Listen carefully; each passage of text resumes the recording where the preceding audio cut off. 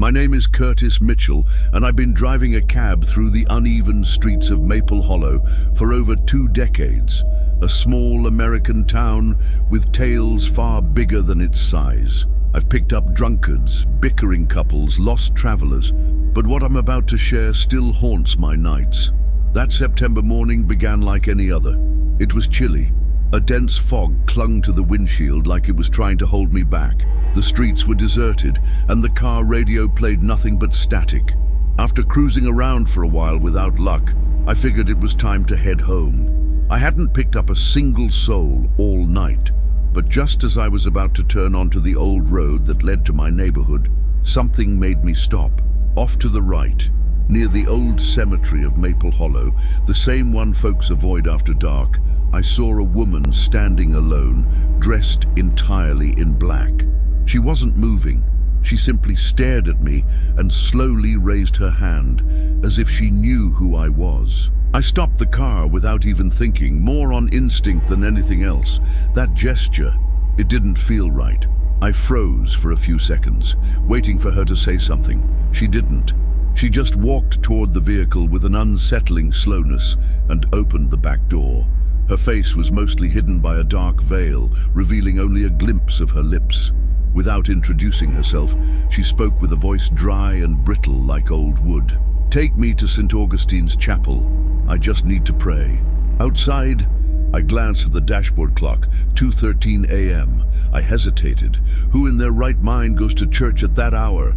But there was something in her voice that didn't let me refuse. Maybe it was pity or fear.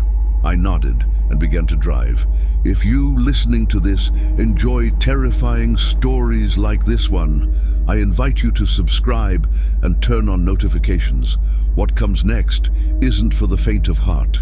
As we moved deeper into the silent streets, I noticed an odd drop in temperature inside the car, as if her presence alone chilled the air. And then, even though we'd been driving for several minutes, I saw something that sent a chill down my spine. The clock still read 2:13. I tried to hide my unease, but something deep inside me screamed that this night would be different, and I was right. While I drove towards St. Augustine's, the silence inside the cab was almost physical. She didn't speak a word, didn't even blink. She stared forward with an unnatural stillness. The engine purred softly, but every sound not coming from us seemed amplified. The tires crunching over the cobblestones, dry branches tapping against the windows, and that occasional cold gust of wind sneaking in through the vents. I tried to break the silence. "Are you meeting someone there?" I asked, trying to sound calm. Nothing, not even a flicker. "Is it for a promise? A family member?" Still no reply. She just tilted her head slightly, as if confirming something only she understood. Then, without warning, the radio turned on by itself. A very faint voice, almost a whisper, began to come through, as if someone were speaking from a great distance. I couldn't make out the words. I reached for the knob to turn it off, but it wouldn't respond. I had to pull the battery from the unit to stop that piercing sound before it drove me insane. That's when I looked in the rearview mirror. She was smiling. It wasn't a kind smile. It was stiff, tight, like she was enjoying something only she could see. At that moment, I understood. She wasn't just another passenger. There was something deeply wrong with her, something that didn't belong. I turned my eyes back to the road. Somehow, without realizing, we'd left the main town behind. No more houses, no streetlights, just tall trees on either side, packed so close they looked like towering walls. The sky had gone completely dark, and a thick fog began to snake along the road. I checked the car clock again. Still 2:13. I could have sworn we'd been driving for at least 20 minutes. I pulled out my phone flashlight to check. Same time. It didn't make sense. I felt a sudden, overwhelming need to stop the car. I wasn't sure if it was fear, instinct, or just plain panic. But just as I was about to pull over, she spoke. "Don't stop. Not yet." Her voice now sounded lower, rough, almost like a man's. It chilled me to my bones. "Just a couple more places," she said softly but firmly. "Then I'll be ready." I didn't understand what she meant, but the way she said it made me grip the steering wheel tightly. This wasn't just fear anymore. A certainty was building inside me. This woman was leading me somewhere I was never meant to go. And the worst part was that the journey had only just begun. The second chapel was in a neglected part of town, far from any noise, where the streetlights barely lit the cracked pavement. When we arrived, she got out without waiting for me to open the door. She knelt at the locked entrance and clasped her hands in prayer. Her voice was louder this time, more intense. Though I couldn't understand the words, something in her tone sent waves of sorrow and danger through me. She returned to the car and spoke just one word, another. I drove in silence. My thoughts were racing faster than the engine. Her behavior unsettled me deeply. This ritual of praying in front of empty chapels in the dead of night. I wanted to end it, to walk away, but something inside wouldn't let me, as if somehow I was part of something I didn't understand, yet couldn't escape. The third chapel was even smaller. It looked abandoned, like no one had entered in decades. She repeated her ritual, exited the car, knelt, whispered in that ancient tongue that made my ears ring, and traced the sign of the cross before returning to the back seat. I didn't dare move while she prayed. Every second she spent outside made me more nervous, as if the darkness around her might swallow her whole or bring something back. "One more," she said as she climbed in. "Just one more before the last." The fourth stop was by a dry canal. The chapel stood near the edge of stagnant water, and the air reeked of dampness and rust. While she prayed again, I began to notice something I'd missed before. At every location, neighborhood dogs started to howl. Not bark, howl. A long, mournful cry, like they sensed something invisible. I checked the car clock. 2:13. Again. No matter how much time passed or how far we went, the time never changed. I tried turning on the radio for distraction, but it only crackled with static. The GPS failed to show any real route. The roads we took weren't even labeled. That's when the chill hit my spine. I realized I no longer knew where we were. It was after we returned from that fourth chapel that I noticed something else. In the rearview mirror, she wasn't there. I turned my head quickly and saw her sitting still in the back seat. But her reflection wasn't showing. It was like the mirror refused to acknowledge her. I raised my hand to my forehead. Was I losing my mind? "Now it's time," she said, still not looking at me. "Take me to the last one." And even though every fiber of my being screamed for me to turn around and run, I shifted into first gear and kept driving. St. Lawrence Chapel, perched at the very top of a long-forgotten hill, was our fifth stop. It wasn't marked on any map, and the road leading there was cluttered with fallen branches and loose rocks. It looked more like a ruin than a sacred place. The stone facade was cracked, with a tilted cross hanging on one side, and a window boarded up with rotting wood.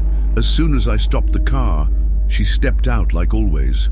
Her steps were slower now, as if gravity itself had doubled just for her. But this time, something was different. As she knelt in front of the chapel doors, I felt a pressure build in my chest. Breathing became a struggle, like the air had turned into water. I rolled down the window, desperate for oxygen, and that's when I saw it. A dark figure inside the chapel, standing behind the closed door. It was hard to make out, but it had the shape of a tall human, head slightly tilted. It didn't move, it didn't breathe, it just watched her from the other side. I rubbed my eyes and looked again. Gone. There was no one there. She kept praying, but now her words grew frantic, almost frantic. Nonsensical phrases tangled with low, guttural sounds. It felt like pleading or summoning. She got back into the car. Her face was drenched in sweat, yet her skin was still ice cold. The veil no longer covered her completely. I could see one of her eyes, and something else. Her cheek looked torn, decayed, like something far worse than time had begun eating away at her. "One more," she whispered. "The final one." I didn't answer, just nodded. I began driving downhill, saying nothing, but one terrifying truth echoed in my skull. This wasn't a religious vow. It was a ritual that was reaching its end, and I was part of it. Tap the yellow lamp icon and stay with us, because the worst is yet to come. Our final stop was on the outskirts of Maple Hollow, in an area where even pavement dared not follow. The road turned to dirt, and untamed weeds crawled along both sides. Eventually, between twisted trees and moss-covered tombstones, emerged the grand church of Our Lady of Mercy. The structure loomed, built from blackened stone, its stained glass shattered, its tower piercing the sky like a rusted needle. For all its size, it looked abandoned for centuries. No light, no open doors, no signs of life. She exited the car with ceremonial slowness. Her steps made no sound, as though the earth itself refused to resist her. She approached the main entrance, and this time she didn't kneel. She placed both hands on the sealed wood and rested her forehead against it. Then she began to speak, but it wasn't a prayer. It was a cry. "I couldn't. I failed," she sobbed, her words ripped from some hidden cavern within her soul. These words weren't for God. No, they were meant for someone long gone, or perhaps never fully departed. I couldn't move. Something anchored me to my seat like an invisible weight. The air inside the cab thickened. My throat dried. I wanted to tell her to stop, that it was enough, but I couldn't even speak. When she finally pulled away from the door, her body seemed brittle, fragile. The veil had fallen completely, revealing cracked, strained skin. Her eyes, they were no longer human. They were endless voids, like staring into the depths of a well with no bottom. She returned to the back seat and handed me a small object wrapped in black cloth. Unwrapping it revealed a golden medallion engraved with a name, Miranda Reyes. Alongside it, a sealed envelope marked with ancient wax and a handwritten address in elegant script. "Take this to that address," she said. "My brother is waiting. He'll know what to do." "And you?" I asked, foolishly meeting her gaze. She didn't answer. She only murmured, "Thank you for helping me. Now I can return." That word struck me like ice. Return. But return where? I turned forward, fingers numb from the cold, and somehow managed to start the engine. "Where to now?" I asked, shivering. "To the beginning," she said. "Right where you found me." In other words, the cemetery. Driving back to the graveyard felt like drifting through a thick dream where time stands still and all sounds come from far away. The road that once felt familiar now stretched like an endless tunnel. The sky had shifted to a purple-gray hue, and the fog enveloped the cab like a hand pulling it towards something inescapable. We reached the cemetery's front gates. They were ajar, though I remembered them being closed earlier, or minutes ago. I no longer knew how much time had really passed. My mind felt scrambled. She didn't exit right away. From her purse, she pulled an old handkerchief, wrapped the medallion again, and tucked it into the envelope. Then, wordlessly, she handed it to me. The moment it touched my skin, a chill shot up my arm. "Give it to Elijah, he'll remember, and he'll pay your fare." Elijah. I assumed he was her brother. The address was in St. Byron, a city several hours away. I asked if she wanted me to drive her there too. Her response was so soft I barely caught it. "I don't belong there anymore." Before getting out, she looked at me. For the first time since all this began, her eyes, they weren't the same. Darker than the night around us, deep, pulling. I felt dizzy, like I was falling into them. I forced myself to blink, and by the time I refocused, she was already stepping out. She walked straight into the graveyard. Her steps were slow, but deliberate. The fog parted for her like it respected her path. She never looked back. When her silhouette finally vanished among the gravestones, I was left alone, the engine still running, and a silence so heavy it pressed on my chest. I wanted to leave. I reached for the gear shift, but the car trembled. Then it died. I turned the key, nothing, tried again, still nothing. Then I heard it, a whisper, barely a breath, from the back seat. I turned around slowly, my heart pounding so hard it felt like it might tear itself out. Empty, but in the rearview mirror, something moved among the graves. A tall figure, not her. This shadow was different, bigger. It didn't walk. It glided. The air inside the cab turned glacial. My teeth clattered. The windows fogged from the inside. And my watch still said 2:13. Not a single minute more. I summoned strength I didn't know I had. I turned the key one last time. The engine roared like it had been shaken awake from a nightmare. Without looking back, I floored it and tore away from that place. But as the mist swallowed everything behind me, I felt it, a weight in the back seat, as if someone or something had decided not to leave. I got out of that cemetery, but the fear stayed with me. I drove back along the highway like a machine, eyes locked on the asphalt, knuckles white around the steering wheel. Though the engine ran, the car jolted now and then, like something unseen pulling at it from behind. I didn't dare glance at the mirror. I felt the shift in the air, that pressure in the seat behind me, like someone had quietly sat there once again. "It's empty," I kept whispering. "It's over." But the silence was so thick that even my thoughts echoed. I turned on the radio, desperate to hear anything. Static. The same static from when I first picked her up. As I passed a closed shop, I pulled over. I needed to breathe, to see someone, to feel real again. I stepped out of the car, legs trembling, and walked toward the shop's fogged-up window, hoping to catch my reflection in the glass. And there I was, and someone else. In the reflection of the store window, I could clearly see a blurred figure sitting in the back seat, right behind me. Still, head bowed, hands folded. I spun around instantly, nothing, empty. I climbed back into the car, trembling, slammed the door shut. The figure was gone from the glass, but the cold remained, and the clock, unbelievably, still read 2:13. I started driving again, but the city no longer looked the same. The streets felt narrower, the lights dimmer. Even the buildings changed, like I had slipped into a warped reflection of Maple Hollow. I spotted a man walking on the sidewalk. I wanted to call out to him, ask for help, beg him to tell me if he saw what I saw. But when I rolled down the window, he stopped, and when he turned to face me, he had no face, just smooth, pale skin, like a white, featureless mask. No eyes, no mouth, nothing. I hit the gas. I no longer knew if I was awake or trapped in a nightmare dragging behind me since that first moment at the cemetery. In the distance, I recognized a street sign, my street, my neighborhood. I swerved desperately, aching to get home, to shut the door, to forget all of it. But as I turned the corner, I slammed on the brakes.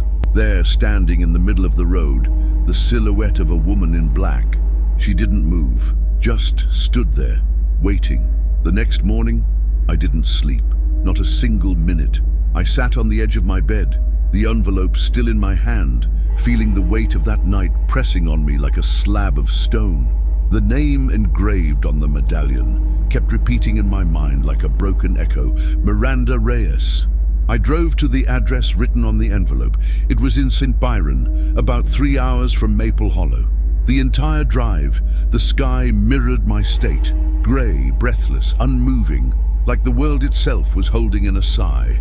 I arrived at a modest building, painted in faded white, with a rusted metal sign that read, Reyes and Partners, Legal Consulting. I rang the bell.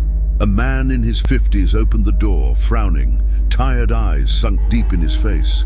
"How can I help you?" he asked, clearly impatient. I pulled out the medallion and offered it, along with the sealed envelope. The moment he saw it, his entire demeanor changed. His hands began to tremble as he took the medallion and turned it to read the name. "Where did you find this?" he asked, voice cracking. I told him everything, every detail. The woman in black, the churches, the prayers, the cemetery. Her voice, the cold, everything. He didn't interrupt once. When I finished, he sat behind his desk and ran his hands over his face, like trying to wake up from something terrible. "She was my sister, Miranda. She died 6 months ago in a car accident on the road to Weston. She was on her way to fulfill a promise, to visit 7 churches before the anniversary of our mother's passing. But she never made it, lost control of the car and crashed into a wall, died instantly." My throat tightened. This medallion was buried with her.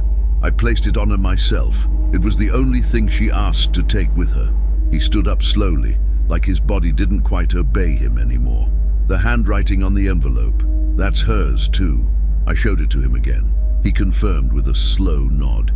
He paid me for the ride. I didn't argue. I just wanted to leave. Something felt wrong. Like by handing that over, I had sealed something. Before I walked away, he stopped me. Did she say anything else at the end? I nodded. She said she could return now. His eyes filled with tears. He looked at me with a strange mix of gratitude and dread. Then you didn't help her find peace. You just helped her come back. I returned to Maple Hollow, thinking everything was over. I delivered the medallion, the letter, fulfilled what she asked. I thought that was enough, that I had closed a chapter that wasn't mine, but I was wrong. That same night, I woke up suddenly with the overwhelming sense that someone was watching me. The nightstand clock read 2:13, that cursed hour, always the same. I got up and walked through the house. Everything was in place, everything silent, but the air, it smelled like dried flowers, damp soil, old church walls. I tried to sleep again, but I couldn't. There was a strange coldness in my chest, like something had stayed behind, inside me. The following days were worse. I couldn't rest. Every time I closed my eyes, I heard her voice. Thank you for helping me come back.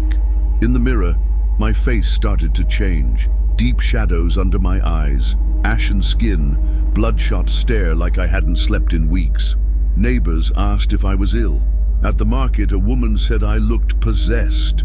And the worst part was when I found the medallion again, sitting on my table, resting on a black cloth. The exact same medallion I had handed over to Miranda's brother, her name still engraved. I didn't touch it, I didn't move it. I just stared at it for hours, completely lost. I tried to return to St. Byron, to the office where I'd met her brother. It was closed, covered in dust, with a for sale sign in the window. A neighbor told me the lawyer had left in a hurry, packed everything in one night, and vanished without saying where he was going. That night, the terror returned. I jolted awake, drenched in sweat, and this time, I wasn't alone. In the corner of the room, between the curtain and the wall, stood a shadow, the same shape I'd seen among the tombstones. Tall, thin, a dark veil over its face. It didn't move, it just breathed. I closed my eyes, counted to 10. When I opened them, gone. But the cold never left. My dreams grew tangled. I started talking in my sleep, whispering names I couldn't remember in the morning. My wife said I wept during the night, murmuring the same chants the woman had spoken outside those chapels. Doctors found nothing, no illness, no logical explanation. But I knew the truth. I had carried her. I had guided her back. And now, she was inside me. Days passed. Not many. I became a ghost in my own home. Ate almost nothing. Spoke even less. I spent the night sitting by the window, staring at the street, waiting for a sign that proved any of this was real, that I wasn't losing my mind. And every single night, without fail, the clock struck 2:13, as if time had shattered at that exact moment, as if that was when something from the other side broke through. People began avoiding me, friends stopped coming by, my wife started sleeping in another room, said I felt heavy, that the air around me grew thick, that sometimes my breathing alone would wake her in terror. I began hearing footsteps on the roof, soft knocks on the walls, whispers in the bathroom when I was alone. One night, walking past the hallway mirror, I saw no reflection, or worse, I saw something that wasn't me. I decided to leave. I thought if I left Maple Hollow, if I escaped the cemetery, the churches, that cursed path, maybe I could outrun what I had brought back with me. I got into the car, the same cab I drove that night. The back seat still showed frost marks. The rearview mirror was cracked in the corner. I turned the key, and the radio switched on by itself. Not a station, not music. Her voice, "Thank you for bringing me. Now I can stay." I shut everything off and jumped out. I ran into the street, aimless, like a lost child. I banged on a church door, begged for help, begged for prayer, begged for something to free me.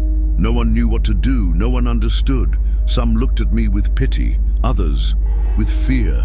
2 days later, they found me at home, unconscious, feverish, and completely exhausted. The doctors called it a nervous collapse, but no one could explain the claw marks on my arm, or why I mumbled in an ancient language while asleep. No one ever saw me drive again. The taxi was sold for next to nothing. The new owner, a young guy from Linton, returned it after a week. Said the backseat bled. "I'm still here. I don't know if I'm alive. I don't know if I'm still dreaming." But if one day you find yourself walking through Maple Hollow and you see an old cab with a crucifix dangling from the mirror, driven by a man with hollow eyes and trembling hands, don't get in, because he might not take you to where you're going. He might just be helping someone else return.